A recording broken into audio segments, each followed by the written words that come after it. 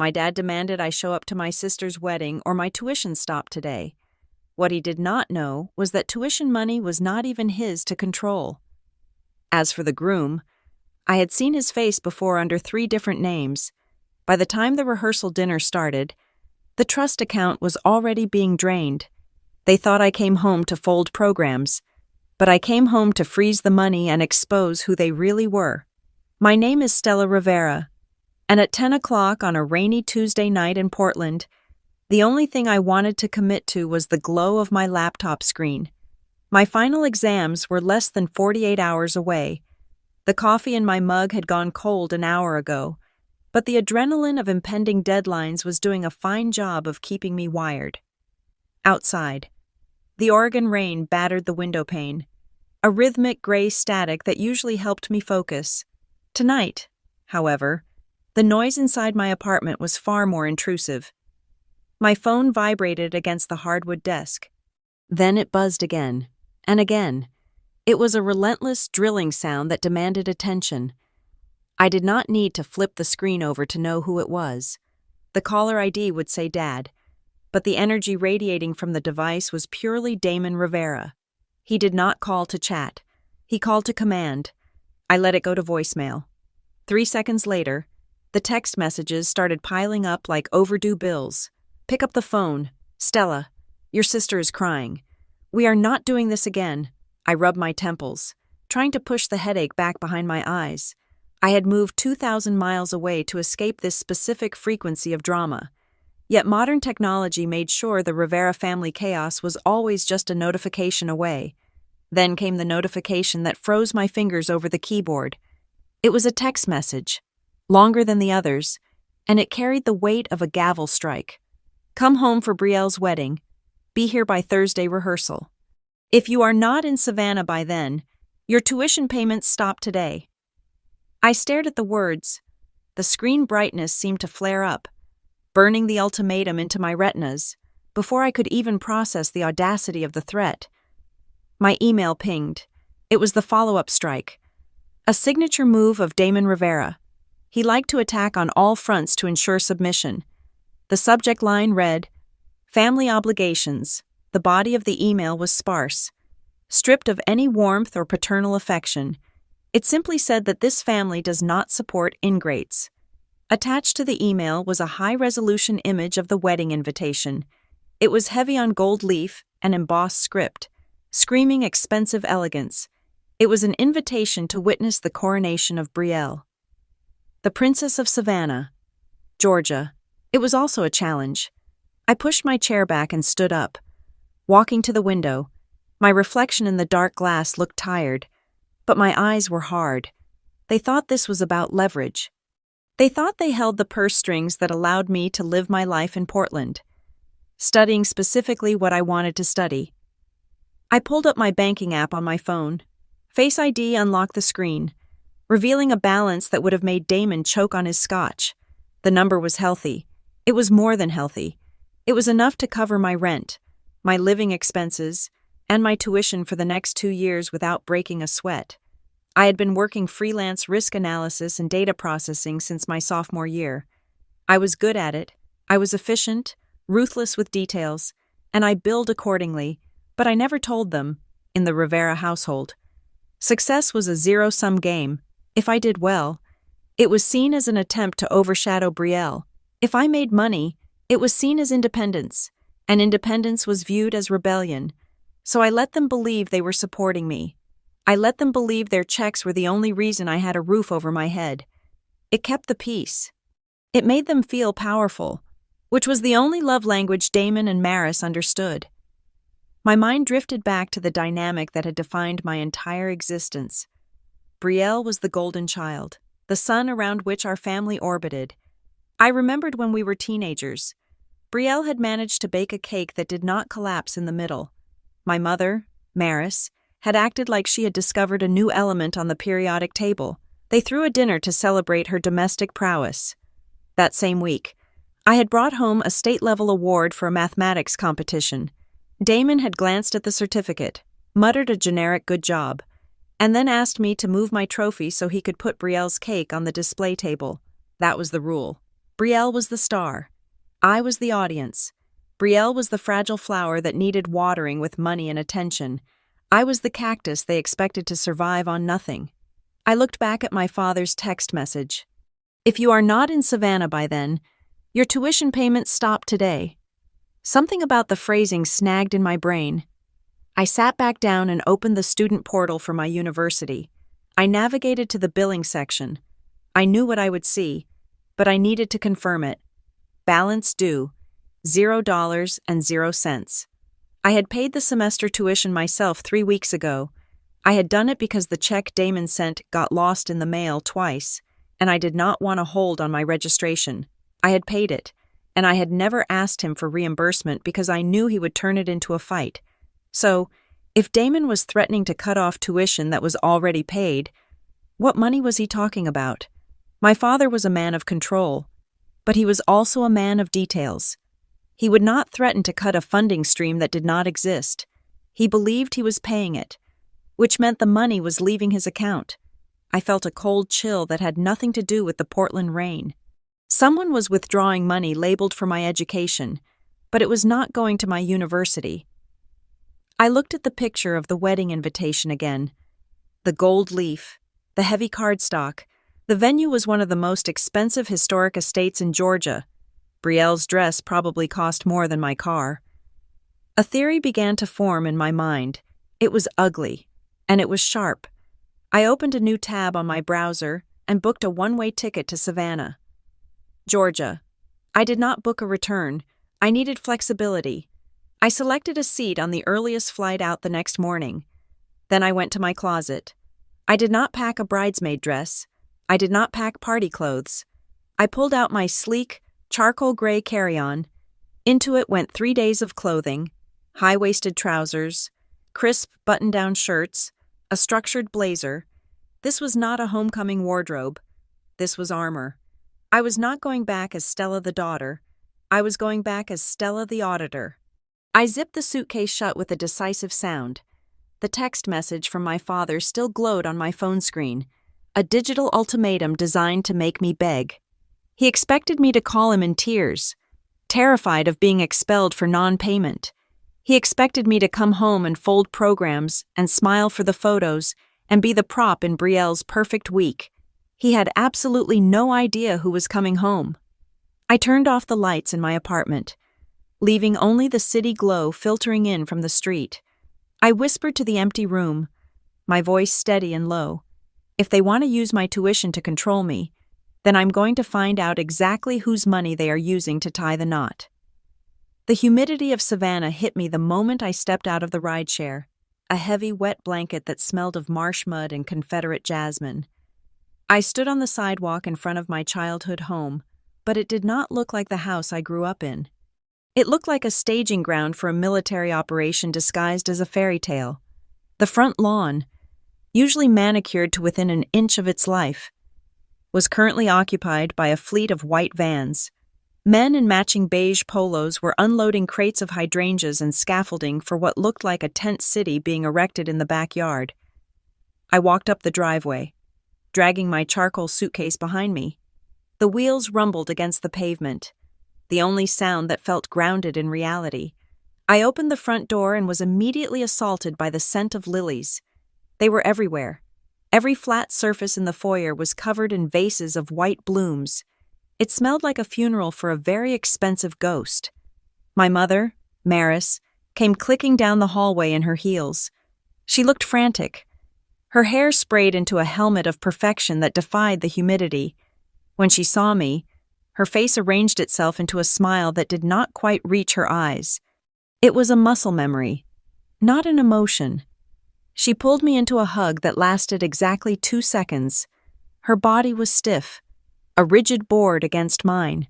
She patted my back twice, a signal that the affection quota had been met, and then she pulled away, her eyes already darting over my shoulder to a caterer carrying a tray of stemware. "You are late," she said, though she did not check her watch. "We are drowning here.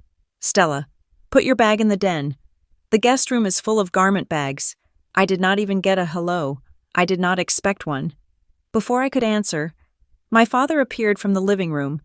Damon Rivera looked older than the last time I had seen him. The lines around his mouth etched deeper by stress and ambition.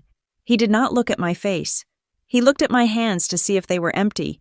He did not hug me. He did not ask about my flight. He simply extended a plastic clipboard toward me. "Brielle needs this sorted by noon," he said, his voice flat. "It is the seating chart for the rehearsal dinner. The planner messed up the tables. Fix it." I took the clipboard. It was heavy with laminated lists and sticky notes. I looked at him, searching for a flicker of paternal recognition. But he had already turned his back, shouting at a delivery driver about the color of the napkins.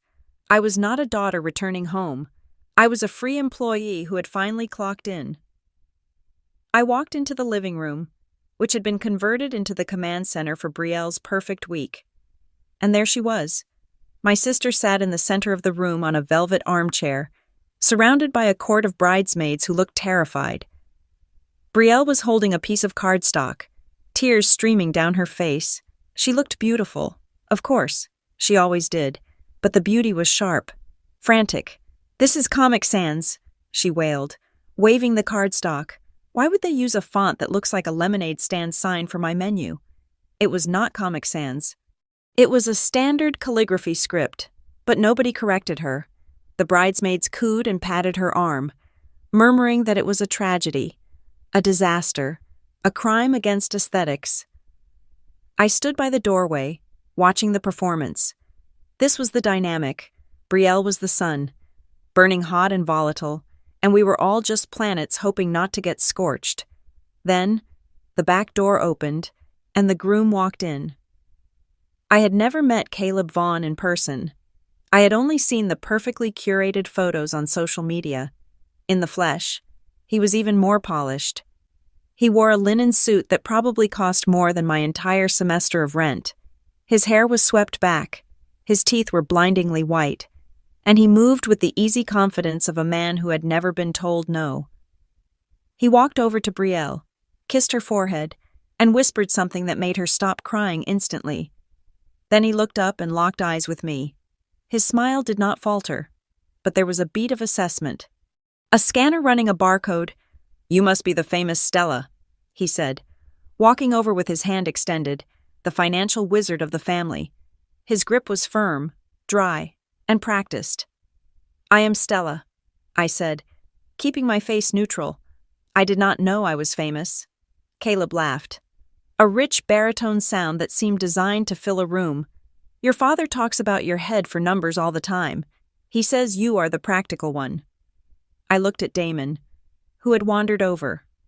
He was looking at Caleb with an expression I rarely saw him direct at anyone, admiration bordering on hunger. "Caleb was just telling me about the new liquidity pool," Damon said, his voice eager. "The returns are tracking at 12% monthly?" Caleb nodded modestly, tucking a hand into his pocket. "Conservatively, yes, it is a private yield farming strategy. We leverage decentralized finance protocols to optimize arbitrage. It is complex on the back end, but for the investor, it is just passive income." I kept my expression blank, but my internal alarm bells started ringing. Liquidity pool, yield farming, arbitrage. He was throwing out buzzwords like confetti. They were terms that meant something in isolation, but strung together like that, they were just noise. It was the kind of word salad people use to confuse older men who were terrified of missing out on the next big thing. Damon nodded, looking intense. "And the buy-in window?" "Closing in 48 hours, Caleb said smoothly. "We want to keep the fund exclusive, high net worth individuals only. It maintains the integrity of the asset class." My father looked at him, and I saw the greed in his eyes. It was naked and desperate. He wanted to be the smart guy. He wanted to be the guy who got in early. Later that night, the house finally fell silent. The caterers had left. Brielle had gone to sleep after a 2-hour crisis about the weather forecast. Maris was in her room, probably icing her face. I sat at the dining room table, pretending to reorganize the seating chart. My father had left his briefcase open on the sideboard. It was careless. But Damon was arrogant. He never thought anyone in this house would dare look through his things. I waited until I heard the heavy thud of his bedroom door closing upstairs. Then I stood up and walked over to the briefcase. I did not have to dig deep. Right on top was a manila folder labeled in my father's sharp, jagged handwriting, Family Education Trust. My heart hammered against my ribs. I flipped the folder open. It was a trust document, dated 15 years ago. My grandfather. I scanned the legal jargon, my eyes catching on the beneficiary section. Primary beneficiaries, Brielle Rivera and Stella Rivera. I felt the blood drain from my face. There was a trust, a legitimate legal trust set up to pay for our education. I turned the page to the recent transaction history. 6 months ago, withdrawal, $50,000. 3 months ago, withdrawal, $40,000. 2 weeks ago, withdrawal, $75,000. The memo lines did not say tuition. They said things like venue deposit and catering advance and floral arrangement. I flipped to the next document in the stack. It was a loan application, a home equity line of credit on the house we were standing in. The application was pending, but the purpose was listed as investment capital. I stared at the paper. The pieces clicked together with a sickening sound. Damon was not paying my tuition. The trust was supposed to pay my tuition, but he had been draining the trust to pay for Brielle's wedding, and now that the trust was running dry, he was threatening to cut me off, not because he was angry, but because the money was gone. He needed an excuse to stop sending checks without admitting he had stolen the principal. And the loan? The home equity line? I looked back at the door where Caleb had stood earlier, talking about 12% returns and windows closing in 48 hours. Damon was taking a loan against the house to give to Caleb. He was emptying the family's future to fund a wedding, and he was mortgaging the family's shelter to buy into a scam. I closed the folder and stepped back, my hands trembling slightly. The threat he had sent me, come home or the tuition stops, was a bluff. It was a projection. He was terrified. He was broke, and he was about to hand over the last thing he actually owned to a man who spoke in riddles. I looked at the darkness outside the window. They wanted me here to work. They wanted me here to be a prop. Instead, I was going to be the auditor from hell. Dinner was roast chicken and tension, served on Maris's good china.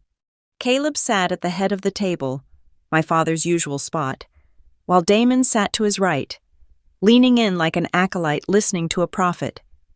The air was thick with the smell of rosemary and desperation.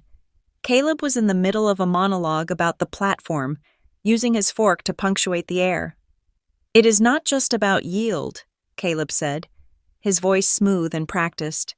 "It is about structure. We have built a proprietary algorithm that predicts market volatility before it hits the retail sector. That is how we can guarantee 15% returns quarterly. It is mathematically insulated. Guaranteed," I repeated, staring at the condensation on my wine glass. "In this economy, even the S&P 500 does not promise that."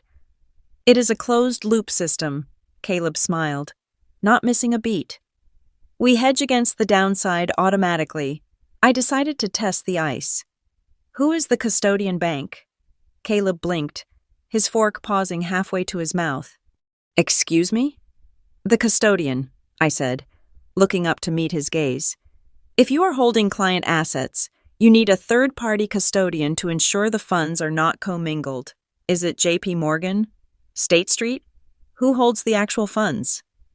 "We self-custody through a decentralized ledger," Caleb said, his smile tightening just a fraction. "It cuts out the middleman fees and allows for instant liquidity." "So if the platform goes down," I said, "the money just floats in the ether?" "Stella," Damon warned, his voice low and dangerous. "I am just asking," I said, keeping my tone light. "And what about the SEC registration? If you are pooling capital for investment, you are operating a security, is it a Reg D offering? Or are you fully registered as an investment advisor?" The table went silent. The only sound was the hum of the refrigerator in the kitchen. Brielle looked from me to Caleb, her eyes wide. She did not understand the question, but she understood the shift in atmospheric pressure. Caleb chuckled, shaking his head as if I had just asked if the earth was flat. He leaned back, wiping his mouth with a linen napkin. You are very traditional. Stella, I respect that. But you are thinking in terms of the old economy. Regulatory frameworks are still catching up to what we are doing. We operate in a gray zone, sure, but that is where the profit is. You are a numbers person. Do not be so rigid. Fraud usually happens in the gray zones, I said. Clang. Damon dropped his fork onto his plate. The sound was like a gunshot in the quiet room. That is enough, my father snapped. His face was flushed. This is a family dinner. We are celebrating your sister's future. Do not ruin it with your jealousy. I am not jealous, I said calmly. I am risk-averse. You are cynical, Maris chimed in, her voice trembling as she gripped the stem of her glass. You have always been like this. Can't you just be happy for Brielle? Caleb is trying to secure their future. He is trying to help us. I am trying to help you keep your house, I wanted to scream, but I bit my tongue. Caleb reached out and covered Brielle's hand with his. The gesture was performative, designed to show everyone who the protector really was. It is okay, babe. Your sister is just looking out for you. I get it. It sounds too good to be true. But that is why I want Damon involved. I want this family to have the same access my other clients have. I want us to build a legacy here. He turned his gaze to Damon, modulating his voice to a tone of respectful partnership. I was thinking, once the wedding is over, we can look at that property near the water. I know you mentioned wanting a boat slip, Damon puffed up, his anger forgotten in the face of flattery. We have been looking at the marina. Thunder Bay, Caleb said, nodding sagely. Ideally, we get a spot near Thunder Bay. I paused, my fork halfway to my mouth. Thunderbolt, I corrected. Right, Caleb waved a hand dismissively. Thunderbolt, whatever. The point is, the lifestyle you deserve? My stomach tightened. Thunderbolt was a town 5 miles away. Everyone in Savannah knew it. It was as iconic as the river itself. You did not mix it up with Thunder Bay unless you were reading names off a map you had never actually navigated. He did not know this place. He was reciting a script written by someone who had only skimmed the brochure. After dinner, the atmosphere was brittle. Caleb excused himself to take a conference call with Tokyo, and Damon went to the study to pour himself a scotch. Maris and Brielle retreated to the living room to look at flower arrangements for the 100th time. I slipped back into the dining room. The table was being cleared by the catering staff, but my father's briefcase was still on the sideboard where he had left it earlier. He had been so eager to show Caleb the loan documents that he had not even zipped it shut. I knew I had about 2 minutes before someone came looking for me to fold napkins. I pulled the manila folder out again, the one labeled Family Education Trust. Earlier, I had only seen the withdrawals. Now, I needed to see the mechanism. I flipped past the summary page to the ledger of disbursements. I needed to see where the money was actually going. There it was, a line item dated 3 weeks ago. Tuition disbursement. The amount was $25,000, but it was not sent to a university. The recipient field was partially obscured by a rusted paperclip holding a receipt to the page. I slid the paperclip to the side, my heart hammering against my ribs. The recipient was not a school. It was CV Holdings LLC, Caleb Vaughn. My breath hitched. Damon was withdrawing money from the Education Trust, money legally designated for tuition, and labeling it as tuition in the ledger to make it look legitimate to the tax authorities or the other trustees. But he was funneling it directly to Caleb's shell company, and there was another line, dated just yesterday. Advance, spring semester, $40,000.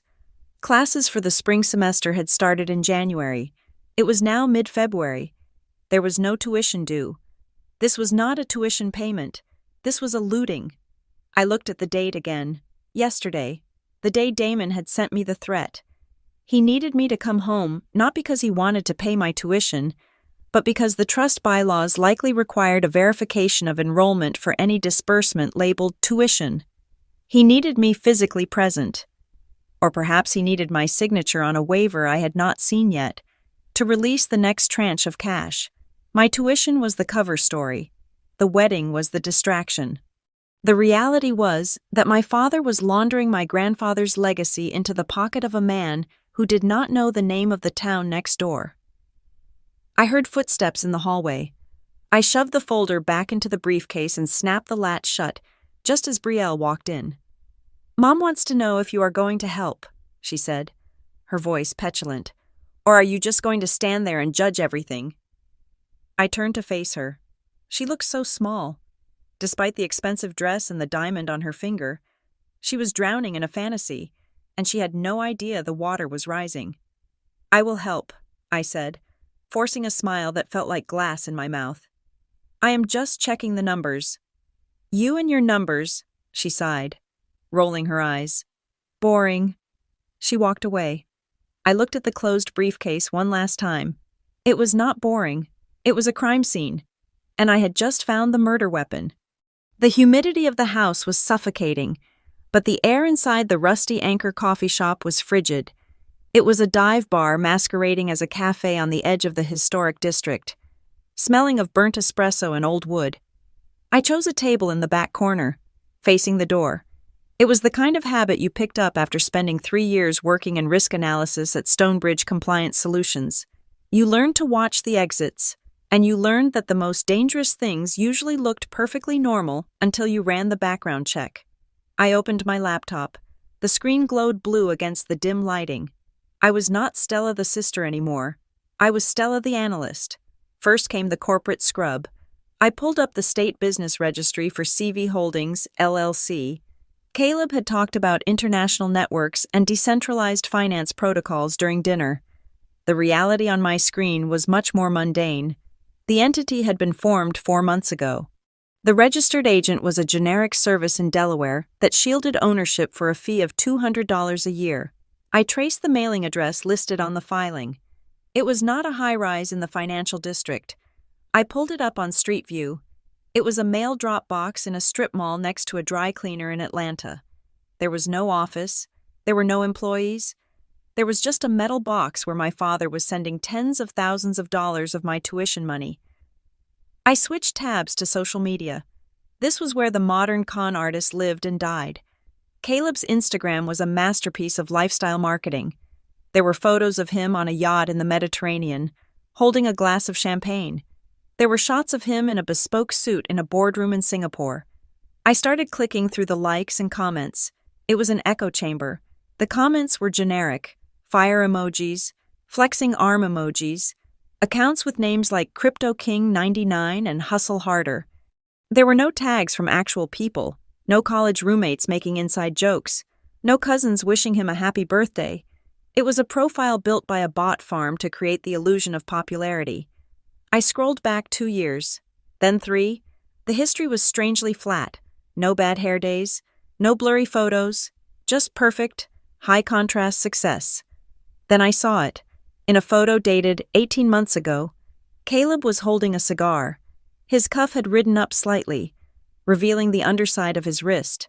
There was a small, distinctive tattoo. It looked like a fractured compass needle. Black ink, sharp lines. I took a screenshot and cropped it. I ran it through a reverse image search tool I still had access to from my Stonebridge days. It was a long shot. Tattoos were common, but specific. Custom geometric designs were distinct. The search bar spun for 10 seconds. A hit appeared. It was not a match for Caleb Vaughn. The image was from an archived blog post titled, "Beware the Wedding Planner Investor." The photo showed a man holding a drink, his arm draped over a woman's shoulder. The face was younger, maybe 5 pounds lighter, but the smile was identical, and on the wrist was the fractured compass. The caption identified him as Grant Holloway. I felt a cold prickle at the base of my neck. I opened a new tab and searched for Grant Holloway. The story unfolded in a series of local news clippings from Kansas City. Grant Holloway had romanced a local heiress, promised to double her family's savings through a proprietary real estate fund, and then vanished 3 days before the wedding with $500,000. I kept digging. I ran the face through facial recognition software. Another hit. This one from Seattle, Luke Merritt, a tech entrepreneur who claimed to have an exclusive invite-only app in beta testing. He had engaged the daughter of a Microsoft executive. He disappeared the week of the rehearsal dinner, taking the angel investment rounds with him: Grant Holloway, Luke Merritt, Caleb Vaughn, 3 names, 1 face, 1 method. I found a support group page for the victims of the Kansas City fraud. I sent a direct message to the administrator, a woman named Sarah. I attached the photo of Caleb from Brielle's engagement announcement and typed 2 sentences. Is this him? He is about to marry my sister in Georgia. The response came in less than 60 seconds. My phone buzzed so hard it rattled against the table. It was an incoming video call request. I accepted. A woman appeared on the screen. She looked tired. Her background was a messy kitchen. "Show me his wrist," she said without saying hello. I pulled up the zoomed-in photo on my screen and turned the laptop around so she could see it. The woman let out a sound that was half sob, half growl. That is him. That is Grant, or whatever he is calling himself now.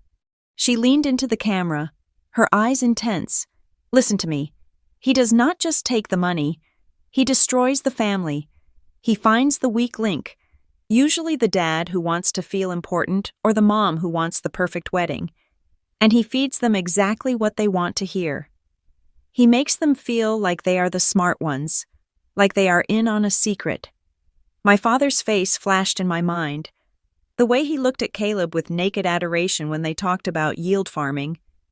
He has a timeline, Sarah said. He never stays for the vows. Once the big money transfers clear, the honeymoon fund, the venue deposits, the investment capital, he ghosts, usually 48 to 72 hours before the ceremony. I looked at the date on my laptop.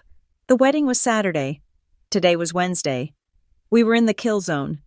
Do you have proof? I asked. I need something hard, not just stories. My father will not believe a stranger on the internet. I have the wire transfer receipts, Sarah said. And I have a voicemail he left me the night before he left. He was finalizing the investment. Send it all. I said, everything you have. I watched the files start to populate in my inbox. PDFs of bank statements showing transfers to a shell company in Nevada. Audio files. Screenshots of text messages that were almost identical to the ones Caleb was sending my dad. I sat back in the hard wooden chair. The noise of the coffee shop faded into a dull hum. I understood the mechanism now. It was not just fraud, it was an emotional heist. He identified the desire, greed, status, love, and he built a mirror to reflect it back at the victim. He was not stealing my tuition because he needed tuition money. He was stealing it because it was the only liquid cash my father could access quickly without raising alarms at the main bank. And the wedding? The wedding was not the celebration. The wedding was the pressure cooker.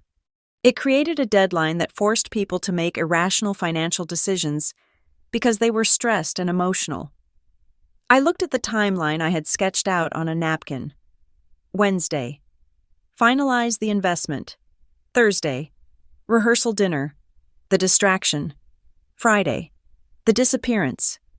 He was going to clear the accounts on Friday morning while everyone was getting manicures and playing golf. He would be on a non-extradition country before Brielle even put on her veil. I saved every file to an encrypted drive. I organized them by date and by alias.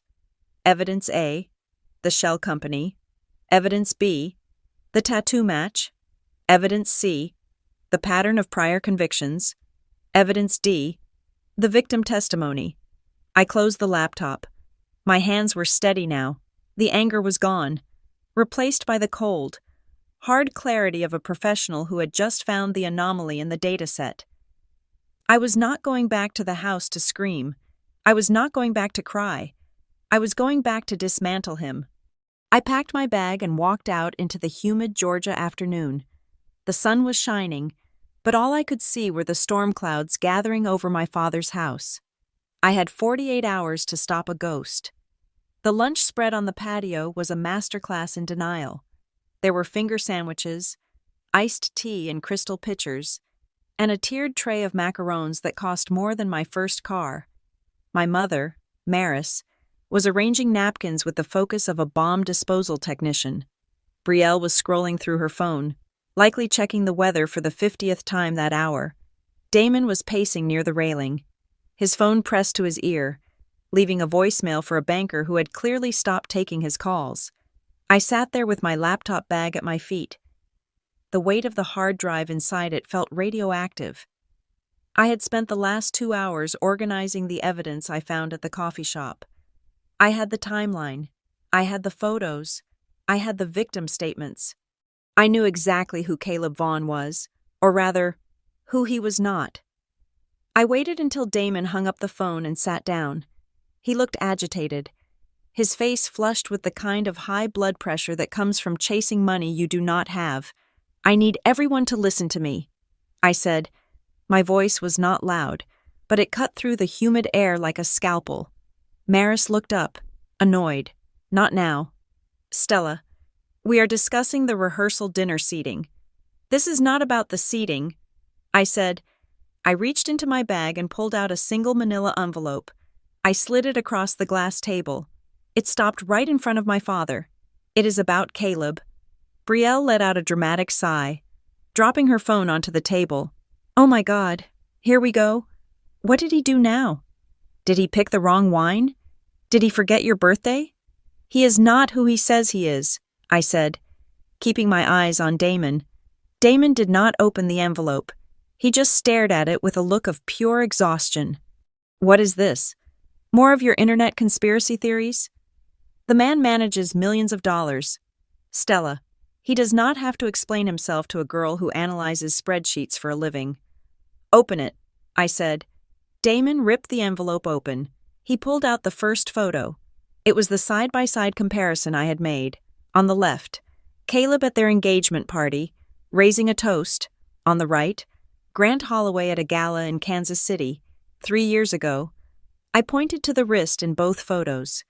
The distinctive fractured compass tattoo was visible in both. "That is the same man," I said. "His name was Grant Holloway in Kansas City. He was Luke Merritt in Seattle, and he is Caleb Vaughn here, in every city. He targets a wealthy family, gets engaged, secures a large investment from the father, and disappears 48 hours before the wedding." Brielle snatched the photo from Damon's hand. She looked at it for less than a second before throwing it back onto the table. "So he has a past," she snapped. "So what? He looks younger there. Maybe he changed his name because he wanted a fresh start. You are reaching. Stella, you are reaching so hard it is pathetic. It is a match." "Brielle," I said, trying to keep my voice steady, "the facial recognition is a 99% match. I spoke to one of his victims this morning. She sent me the wire transfer receipts." Damon laughed. It was a dry, humorless sound. "You spoke to a stranger on the internet, someone who is probably jealous of his success. Do you know how easy it is to fake these things?" He pushed the photos away as if they were contaminated. "You are doing this on purpose," Damon said, his voice rising. "You cannot stand that your sister landed a high-value man. You cannot stand that she is happy and you are alone in Portland living in a studio apartment. I am trying to save you from losing everything." I said, "You are trying to ruin this family," Brielle screamed. She stood up, knocking her chair back. Her face was twisted in a mask of pure entitlement. "You have always been jealous of me. Always. Mom, tell her to stop."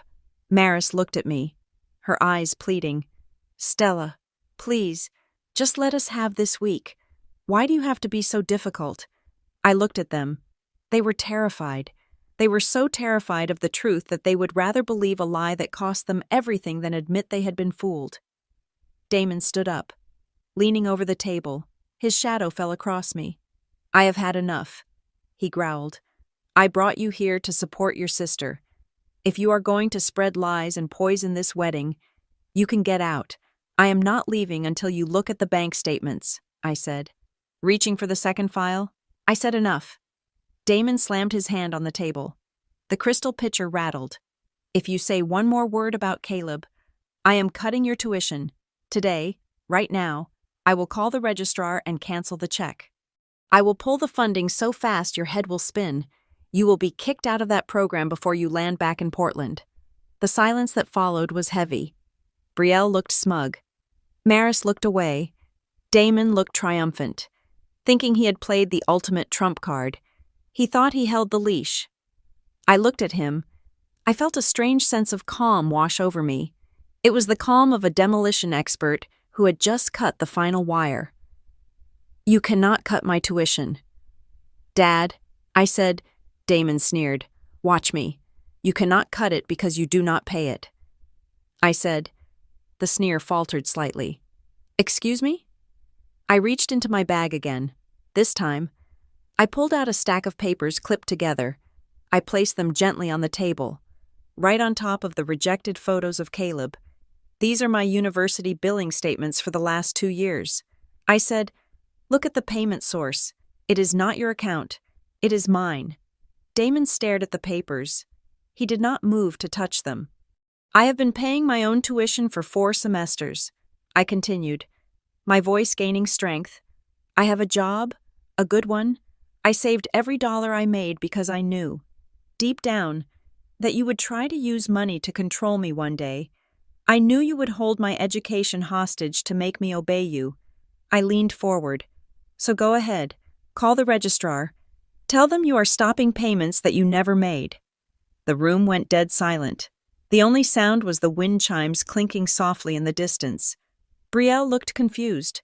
"But Dad said he was sending you checks every month." "He was." I said. "He was writing checks from the family account, but he was not sending them to my school."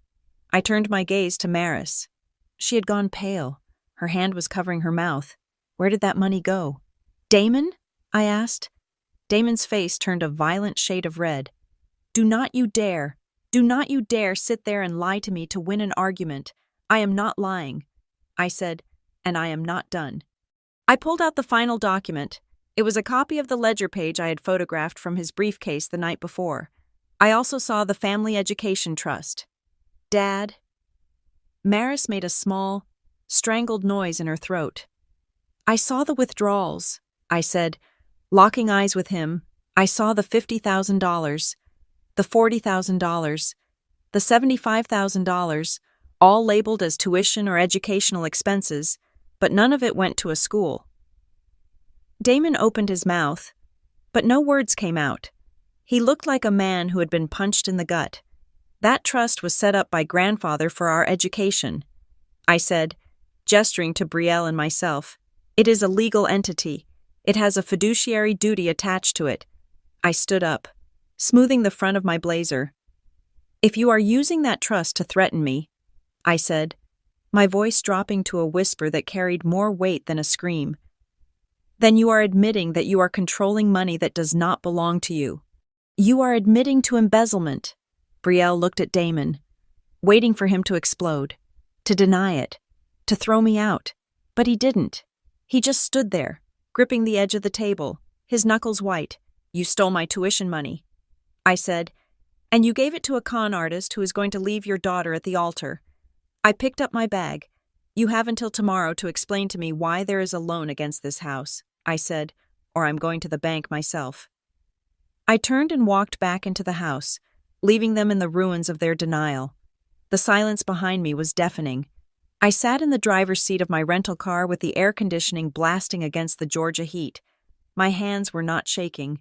The confrontation on the patio had burned away the last of my hesitation. I was no longer a daughter seeking approval. I was a professional executing a protocol. I dialed a number I had saved in my contacts 3 years ago during a compliance seminar in Chicago. Avery Klein. She was a civil litigator who specialized in trust disputes and fiduciary abuse. She was expensive, ruthless, and exactly what I needed. Avery picked up on the second ring. "I need to retain you," I said. "I am sending the retainer fee via wire transfer within the hour." Avery did not waste time with pleasantries. She listened as I laid out the facts. The Family Education Trust established by my grandfather, the trustee, my father, Damon Rivera, the beneficiaries, myself and Brielle, the pattern of withdrawals labeled as tuition that were funneling into a shell company owned by my sister's fiancé. Avery asked the question that locked the entire strategy into place. Does the trust instrument explicitly grant the trustee the power to make discretionary advances for non-educational purposes? I looked at the photo of the trust document on my laptop screen. No, I said. Article 4, Section 2. Funds are strictly for tuition, books, and room and board at accredited institutions. Then the transfers are ultra-vires, Avery said, beyond his power, and since he is the trustee, he is personally liable for the breach.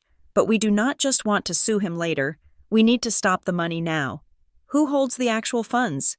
First City Bank. I said, draft a demand letter. Avery instructed. Demand a full accounting of all transactions for the last 5 years. But more importantly, I will file an emergency motion for a temporary restraining order to freeze the account. We will argue that the corpus of the trust is in immediate danger of dissipation. I hung up and immediately opened my email client. I drafted the demand letter to my father, copying Avery. It was dry, formal, and terrifyingly polite. I requested the accounting records pursuant to state probate code. Then I called First City Bank.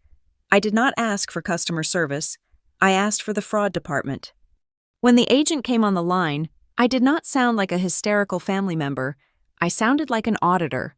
I am reporting suspicious activity regarding the Rivera Education Trust. I said, I have evidence that the trustee is being coerced into making fraudulent transfers to an entity known as CV Holdings. I am formally putting the bank on notice. If you continue to process these wires knowing there is a dispute regarding the beneficiary status, the bank may be liable for aiding and abetting a breach of fiduciary duty. The agent on the other end hesitated. The words liability and breach usually had that effect. We will flag the account for review, the agent said. That was the first wall. Now I needed to build the second. I needed to prove that Caleb was actively soliciting these funds under false pretenses right now. I needed him to incriminate himself directly to me. I took a deep breath and opened my text messages.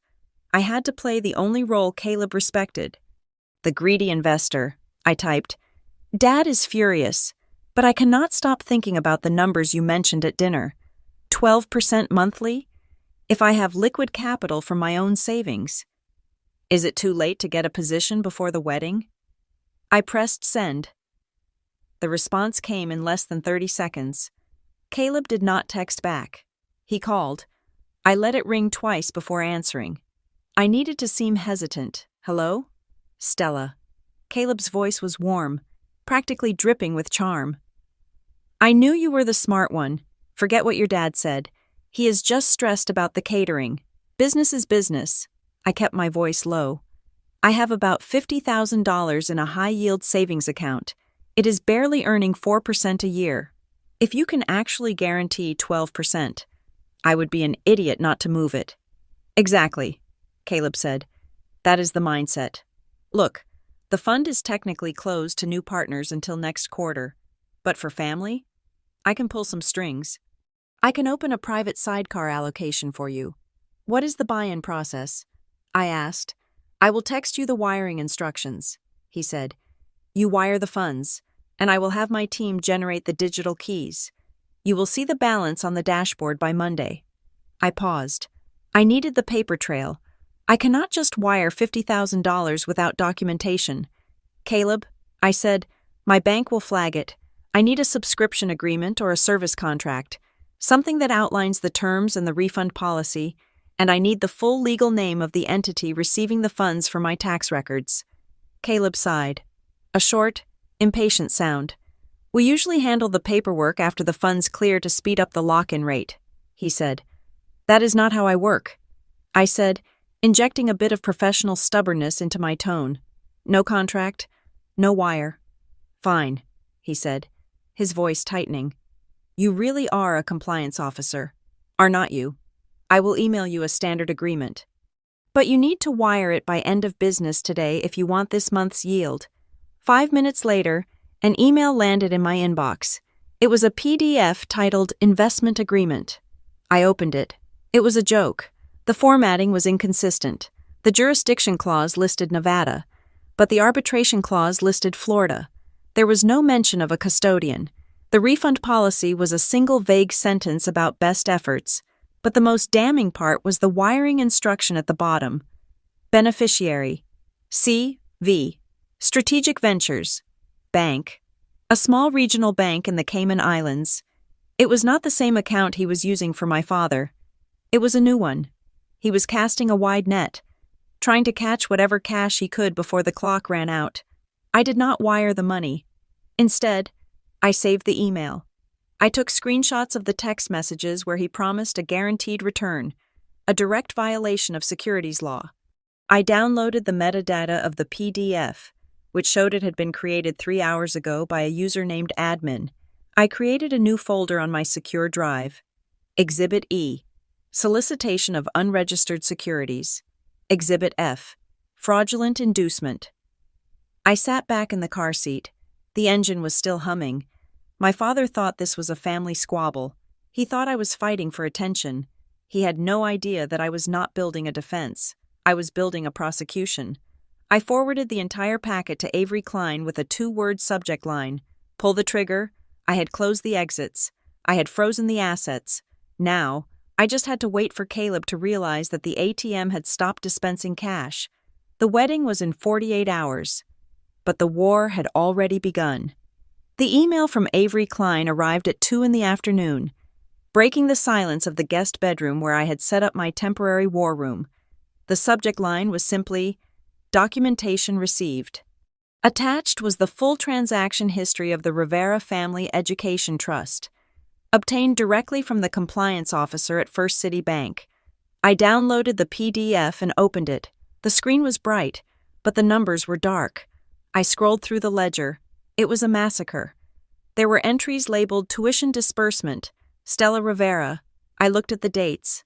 August 15th, $12,000. January 10th, $15,000. These dates corresponded exactly to the start of my fall and spring semesters. On paper, it looked like a dutiful father paying for his daughter's education. But I followed the transaction reference numbers to the second page, where the routing details were exposed. The money did not go to my university. It did not go to a student loan servicer. The $12,000 from August had been transferred to an account named Southern Belle Venues.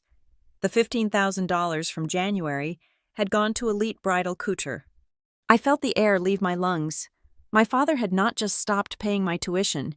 He was actively looting my share of the trust, labeling it as my education expense in the official ledger to satisfy the bank's oversight, and then funneling the cash directly into Brielle's wedding.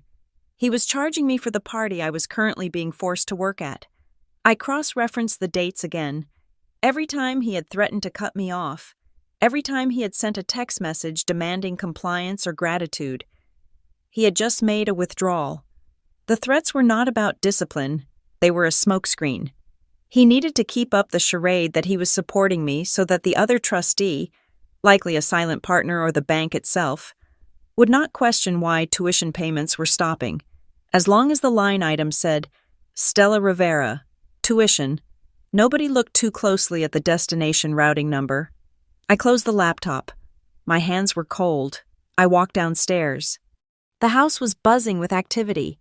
The florists were back, hanging garlands on the banister. I found my mother in the kitchen.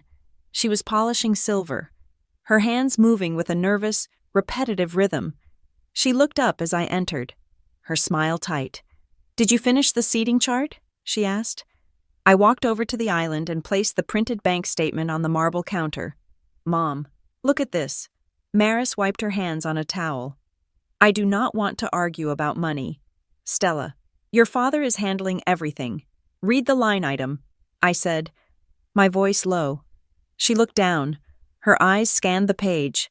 She saw my name. She saw the amount. And then she saw the recipient. Southern Belle Venues. Her hand went to her throat. "He is paying for the venue with my tuition money." I said, "He is draining the trust. Not just Brielle's share. Mine." Maris looked at me, her eyes filling with tears. She shook her head. "No, he told me the trust was doing well. He said he was just borrowing against the yield. He said he would put it back after the harvest. There is no harvest." "Mom," I said, "and there is no yield. He is liquidating the principal. He is stealing my future to pay for Brielle's present. Maris gripped the counter. I knew there was a trust, she whispered, but I thought I trusted him to be fair. He promised he would never touch the capital. He broke the promise. I said. Just then, the back door opened. Damon walked in, looking flushed and triumphant. Caleb was right behind him, looking equally pleased. They had just come from the golf course. The weather is holding up, Damon announced, grabbing a bottle of water. It is going to be a perfect weekend. He stopped when he saw Maris's face. She was pale, leaning against the counter as if her legs had given out. What is wrong? Damon asked, his eyes darting to me. What did you say to her? I showed her the ledger, I said. Damon froze. The water bottle crinkled in his grip. I know where the tuition money went, Dad, I said. I know about Southern Belle venues. I know about the dress shop. I know you are washing the money through my name to pay for this circus. Caleb stepped forward, his expression shifting from charm to concern. Stella, maybe we should discuss this in private. Emotions are high. You stay out of this, I said, not even looking at him. My focus was entirely on my father. Damon's face turned a mottled purple. How dare you, he hissed. I am the trustee. I decide how the assets are allocated. It is all family money. It all comes from the same pot. No, it does not, I said. Grandfather established 2 separate sub-trusts, one for me, one for Brielle. You are commingling funds. That is embezzlement. I did it for the family, Damon shouted, slamming his hand onto the island. The silver cutlery rattled. Your sister deserves this wedding. She is marrying a man who is going to elevate this entire family. I needed liquidity. I borrowed it.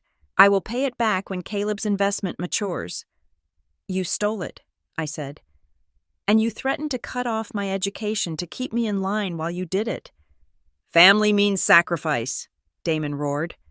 You should be honored to contribute. You are selfish. You have always been selfish. Family does not mean you get to cannibalize one child to feed the other's ego, I said. My phone buzzed in my pocket. It was a text from Avery. Motion filed. Temporary restraining order granted. Accounts frozen. I looked at Caleb. He was checking his phone. I watched the color drain from his face. He had likely just received a notification from the bank, or perhaps his private banker had just tried to initiate a transfer and hit a brick wall. Dad, Caleb said, his voice tight. My transfer, the one for the catering finalization, it just bounced. Damon spun around. What? The account is locked, Caleb said, looking at me with eyes that were suddenly very cold and very dangerous. It says, frozen by court order. Damon looked at me. His mouth opened and closed. What did you do? I called a lawyer, I said calmly. We filed an emergency petition 10 minutes ago. The Education Trust is now under independent review. No money goes in, no money goes out. Not for tuition, not for venues, and certainly not for unregistered investment opportunities. The room was deadly silent. The hum of the refrigerator seemed deafening. You froze the accounts? Damon whispered. 2 days before the wedding? You realize checks are going to bounce? The vendors will walk. The venue will lock the doors? Then you better find another way to pay them, I said, because you are not using my money. You are humiliating me, Damon seethed. He took a step toward me. His fists clenched. You are destroying this family's reputation. Everyone in Savannah will know. I did not flinch. I stood my ground, clutching the edge of the marble island. I am not humiliating you, I said. I am stopping a theft. You are a traitor, Damon spat. I am a victim, I corrected him, and I am doing this legally. I looked at Caleb. The charm was completely gone. He looked like a rat that had just realized the ship was sinking and the lifeboats were locked. And you, I said to Caleb, I suggest you check your own accounts, because once the bank starts looking at the trust, they are going to look at every entity that received funds from it, including CV Holdings. Caleb took a step back. For the first time, I saw fear in his eyes, real fear. I have to make a call, Caleb muttered. Turning on his heel and walking out of the kitchen, Damon watched him go, then turned back to me with a look of pure hatred. Fix this. Call the lawyer. Unfreeze it. Now. No, I said. Get out of my house. Damon screamed. Gladly, I said. I have a hotel room booked anyway. I paid for it with my own money. I walked past him, past my sobbing mother, and out the back door. The humidity hit me again, but this time, it felt like the storm had finally broken. The rehearsal dinner was held in the main dining room of the Riverfront Club, a space dripping with crystal chandeliers and old Southern money pretension. I walked in not as a guest, but as an intruder in my own family's history. The air was thick with the scent of roasted prime rib and expensive perfume, but underneath it lay the acrid smell of a disaster waiting to ignite. Damon stood at the head of the long table, a champagne flute in his hand. He looked like a man trying to hold back a tidal wave with a cocktail napkin. He saw me enter and his eyes narrowed, but he did not stop his toast. To my beautiful daughter, Brielle, he announced, his voice booming a little too loudly. And to Caleb, the son I never had, we are so proud, despite certain distractions. He cast a pointed glare in my direction. Some people just cannot handle seeing others happy. Jealousy is an ugly thing, but tonight, we celebrate love. A ripple of murmurs went through the room. Aunts and cousins turned to look at me with pity or disdain. Brielle let out a sob that was half theatrics, half genuine distress, burying her face in Caleb's shoulder. She is ruining everything. Daddy, Brielle whimpered, loud enough for the back tables to hear. Why is she even here? I walked straight to the table. I did not sit. I stood directly across from Caleb. I am here to give you one last chance, I said, my voice cutting through the murmurs. Cancel the wire transfers. Step back from the investment. Let us run a full third-party background check on C&V. Holdings. If it is legitimate, the money will still be there on Monday. If you are real, Caleb, you have nothing to hide. The room went silent. Caleb looked at me with an expression of wounded nobility. He stood up slowly, keeping a protective arm around Brielle. Stella, he said, his voice soft, shaking his head with a sad smile. I am sorry you feel this way. I really am. I know it is hard to trust people when you have been isolated, but this isn't about money. It is about family. It is about our future. He looked down at Brielle, brushing a tear from her cheek. I love your sister. I want to build a life with her. If my business is a problem for you, I will withdraw the offer to your father. I do not want money to come between us. Oh, stop it, Brielle cried, clutching his lapel. You are too good. Caleb, don't let her bully you. Damon slammed his glass down. See? He is a better man than you will ever be a woman. Stella, he is willing to walk away to keep the peace. You are the one causing the damage. He is willing to walk away because the account is frozen. Dad, I said, locking eyes with Caleb. He knows the bank is already flagging the transactions. He knows the fraud department is pulling the IP addresses as we speak. For a fraction of a second, the mask slipped. It was micro-expression, a tightening of the jaw, a flicker of pure, reptilian malice in his eyes. It was the look of a predator who realized the trap had snapped shut on his leg. Then, just as quickly, it was gone. He turned to Damon, his face a portrait of righteous indignation. Damon, Caleb said, his voice trembling with faux restraint. I cannot stay here and be insulted like this. Not tonight. Not before our wedding. I love you guys. But I cannot let her poison this moment. Maybe it is best if she leaves. Damon turned to me. His face was purple with rage. You heard him, Damon spat. Get out. Dad, I started. I said get out, Damon screamed, pointing a shaking finger at the double doors. You are not my daughter tonight. You are a stranger. Take your jealousy and your lies and get the hell out of my sight. Do not come to the wedding. Do not come to the house. You are done. The guests were staring at their plates, terrified to make eye contact. Brielle was weeping loudly now. Maris was staring at her hands, unable to look at me or her husband. I looked at Caleb one last time. He was smirking. It was slight, hidden behind his hand as he comforted Brielle. But I saw it. He had won the room. He had isolated the target. "Fine," I said. "I am leaving. But remember this moment, Dad, because when the dust settles, you are going to wish you had listened." I turned and walked out. The heavy oak doors swung shut behind me, muffling the sound of my family celebrating their own destruction. I walked to my rental car in the parking lot. The night air was cool, a sharp contrast to the suffocating heat of the dining room. I got in and locked the doors. My hands were gripping the steering wheel so hard my knuckles were white. My phone buzzed on the passenger seat. It was a text alert from the bank. Because I was still a named beneficiary on the trust, I received notifications for any attempted activity, even if it was blocked. Alert: attempted transfer declined. Source: Damon Rivera. Personal checking. Amount: $150,000. Recipient: COB. Strategic Ventures. Cayman. I stared at the screen. Damon was not just using the trust. He was emptying his personal accounts. He was trying to bypass the frozen trust by liquidating whatever cash he had left in his own name. Caleb had panicked. He knew the big pot was locked, so he was forcing Damon to scrape the bottom of the barrel right now. Tonight, before the wedding, he was cashing out. "He is forcing the close," I whispered to the empty car. Caleb was not going to wait for the wedding. He was going to take the personal cash and run. He would be gone by morning. I looked back at the club. Through the window, I could see the silhouette of my father raising a glass, laughing at something Caleb said. He was handing over his life savings to a ghost. I did not start the car.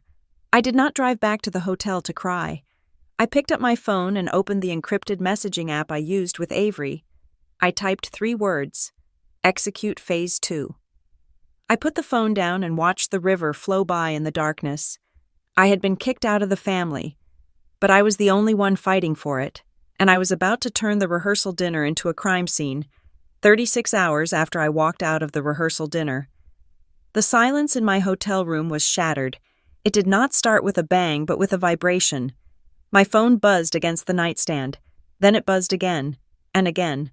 By the time I picked it up, I had 23 missed calls from 3 different people. Maris, Brielle, Damon. I let the 24th call go to voicemail. I needed to let the panic set in. I needed them to realize that the silence on the other end of the line was the sound of their safety net being pulled away. When I finally answered on the 25th ring, it was my mother. She was not crying. She was hyperventilating. "He is gone," she gasped. "Stella, he is gone." "Who is gone?" I asked, though I already knew the answer. "Caleb," she sobbed. "He said he had a business emergency in Tokyo. He said he had to fly out of Atlanta at midnight, but his phone is disconnected, and the venue just called. The check bounced. They are pulling the staff." I sat up in bed, the hotel sheets cool against my skin. I checked the time. It was 8 in the morning on Saturday. The wedding was supposed to start in 6 hours. "I am coming over," I said. I did not rush. I took a shower. I dressed in the same sharp, tailored suit I had worn to the bank. I grabbed my laptop bag, ensuring the new legal documents Avery and I had drafted overnight were inside. When I pulled into the driveway of my childhood home, the scene was chaotic. A florist van was parked on the lawn, but they were not unloading flowers. 2 men were aggressively loading crates of white hydrangeas back into the truck. A woman with a clipboard was shouting at Damon on the front porch. I parked my rental car and walked past the screaming vendor. Damon looked like he had aged 10 years in 2 days. His tuxedo shirt was unbuttoned, his face gray and unshaven. When he saw me, he did not look angry. He looked broken. "You have to fix this," he said, his voice cracking. "You stopped the trust money. You have to release it. We need to pay them cash or they leave." I walked past him into the house. The living room was a wreck. Brielle was curled up on the sofa, still wearing her silk pajamas, staring at her left hand. It was bare. He said he was taking it to get cleaned. She whispered to the air. He said he wanted it to sparkle for the photos. It was 4 carats. Stella. He took it. I looked at the empty space on her finger. The ring had been the collateral. Caleb knew the cash flow was drying up, so he liquidated the jewelry on his way out the door. Maris came running from the kitchen, her eyes swollen. "Thank God you are here," she said, reaching for my arm. "Call the bank. Tell them it was a mistake. We can still save the reception if we wire the funds now." I pulled my arm away gently. "There are no funds to wire." "Mom," I said, "the trust is frozen, and whatever money Dad sent from his personal account last night, that is gone too." Damon flinched as if I had struck him. He walked into the room, slumping into the armchair opposite Brielle. "I sent him $150,000. Damon whispered, "It was everything in the joint savings. He said he needed it to clear customs for the gold shipment. He said he would wire it back double by Monday." I looked at my father. The arrogance was gone, replaced by the hollow look of a man who realized he had bought a ticket to a destination that did not exist. "He is not coming back. Dad," I said, "there is no gold. There is no shipment. And there is no wedding." Brielle let out a high, keening wail. "But the guests," she cried. "They are arriving at the church in 3 hours. What do I tell them? Tell them the truth." I said, "Tell them you were conned." "No," Damon shouted, sitting up. "We cannot tell them that. We will be the laughingstock of Savannah. We have to say it was a medical emergency. We have to say something else." He looked at me, his eyes desperate. "Stella, you have money. You said you have savings. Cover the vendors. Just for today. We will pay you back. You have to help us. We are family." I looked at them, the 3 of them, huddled in the wreckage of their own greed and denial. They still thought this was a cash flow problem. They did not understand that this was a crime scene. I unzipped my bag and pulled out a stapled document.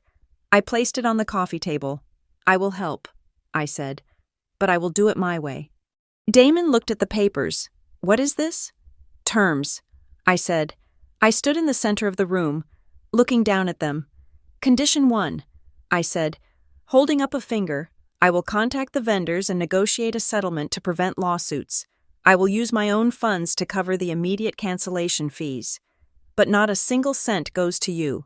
Every payment goes directly to the creditor. No cash touches your hands." Damon nodded slowly. Okay.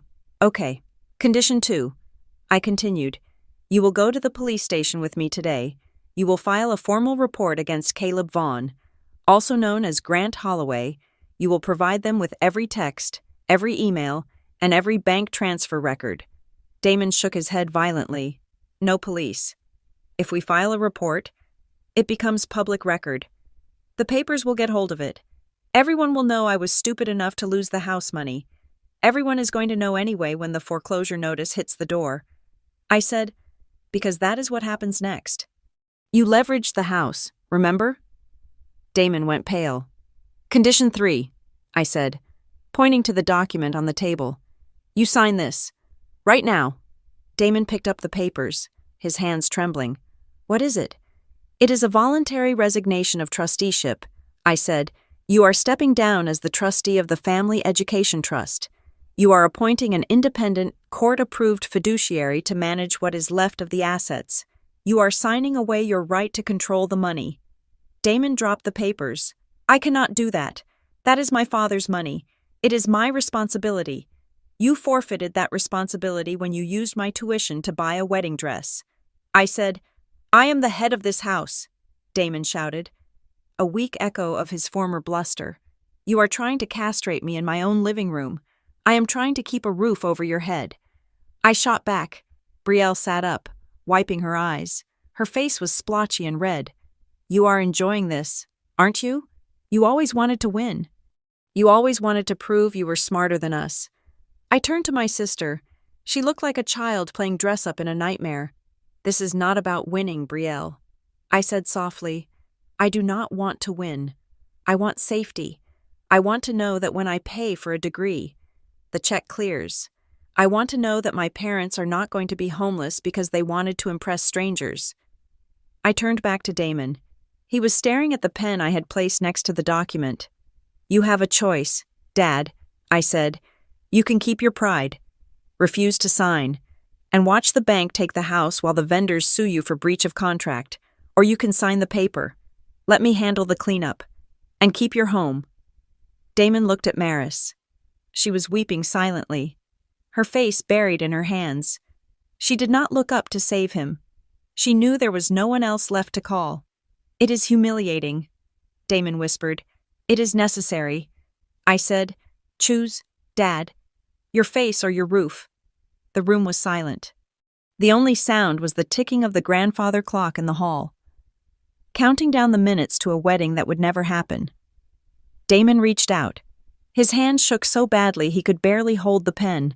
He looked at the document, his eyes scanning the legal clauses that stripped him of his power. He looked like a man signing his own death warrant. He pressed the pen to the paper. The scratch of the ink sounded loud in the quiet room. He signed his name, then he dropped the pen and slumped back into the chair, covering his face with his hands. I picked up the document. I checked the signature. It was shaky, but it was legal. I put the paper back in my bag and zipped it shut. Get changed, I said to them, my voice devoid of emotion. We are going to the police station. I did not hug them. I did not comfort them. I was not the daughter anymore. I was the trustee. And the cleanup had just begun.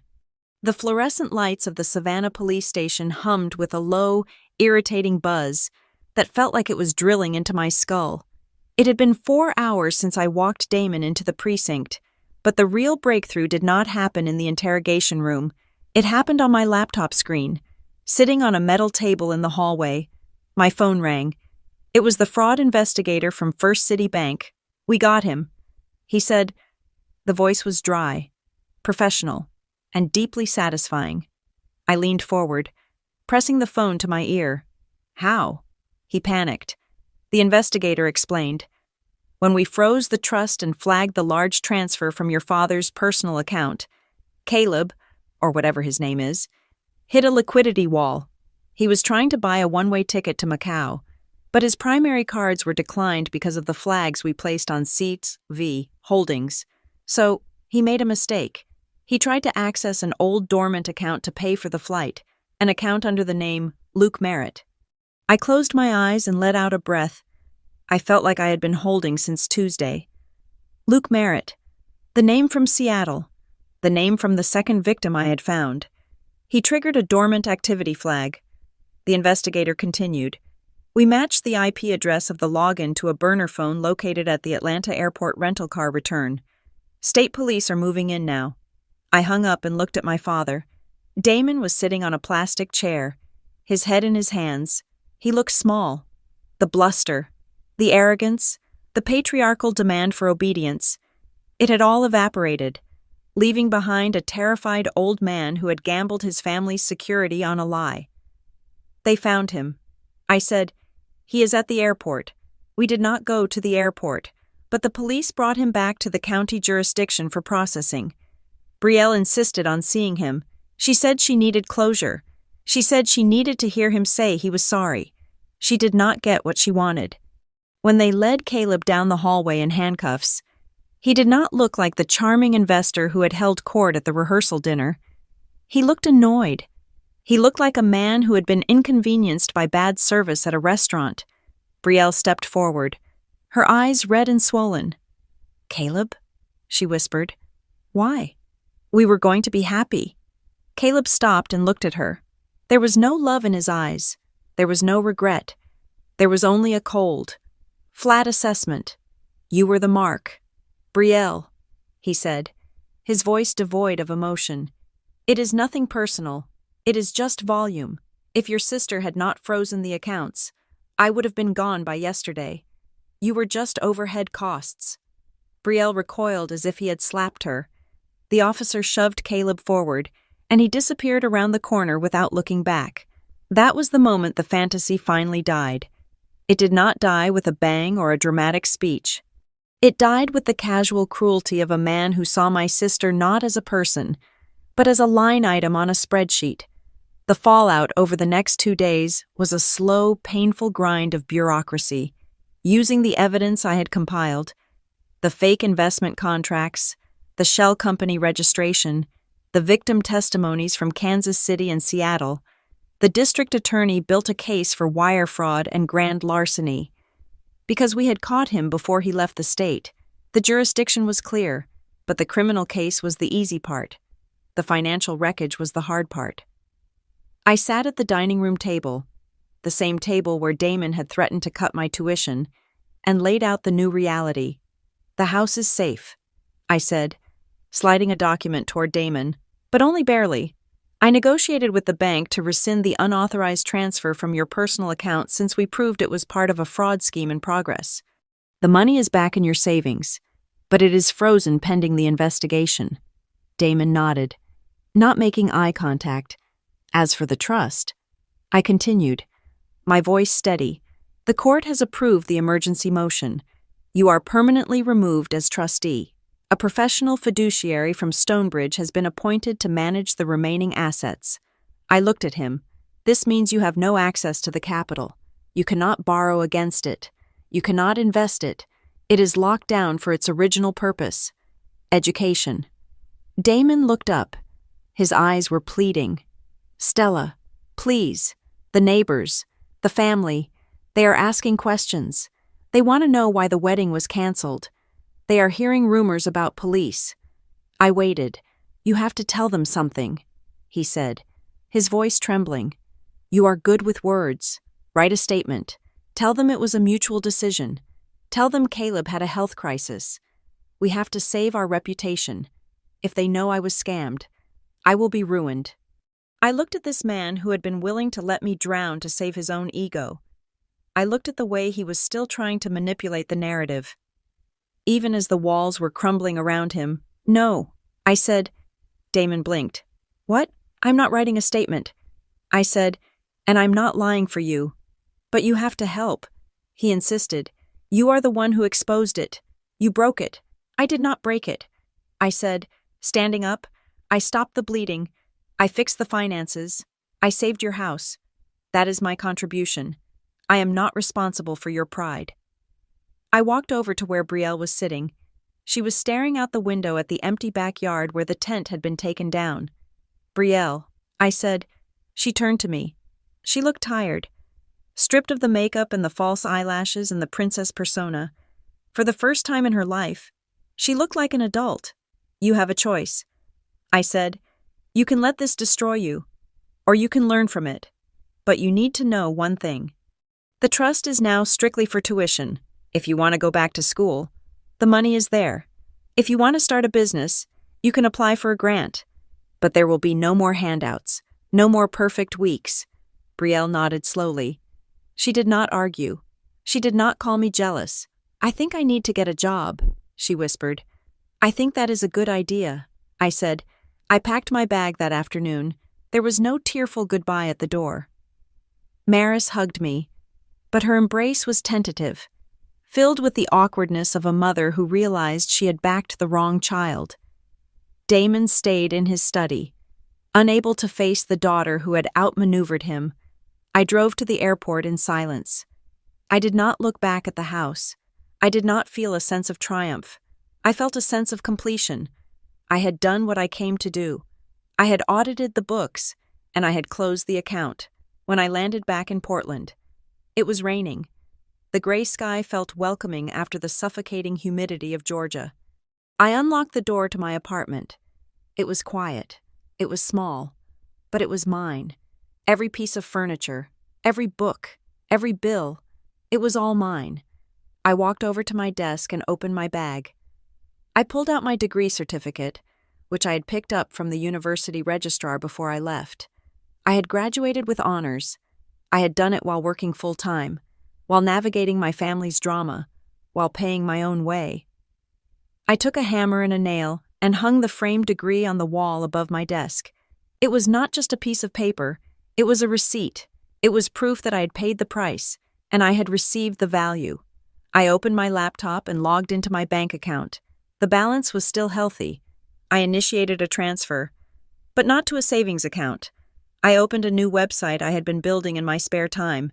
It was a simple page with a simple mission statement: the Rivera Grant, a financial aid resource for students whose education is being used as leverage by controlling families. I typed in the first donation amount, $10,000. I hit enter. The money left my account. It was gone, but this time, it was going where it was supposed to go. It was going to buy freedom. I sat back in my chair and watched the rain streak against the window.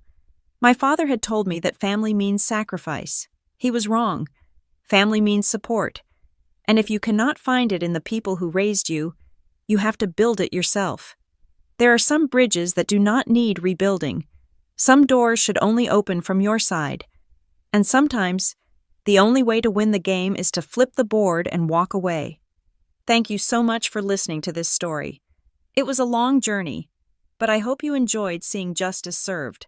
I would love to hear from you. Please comment down below and tell me where you are listening from. Are you in the US, the UK, or somewhere else entirely? Let's get a conversation going in the comments. And if you enjoyed this story, please consider subscribing to Lily Revenge Stories, hitting that like button, and smashing the hype button to help this video reach more people. Your support means the world to me. See you in the next story.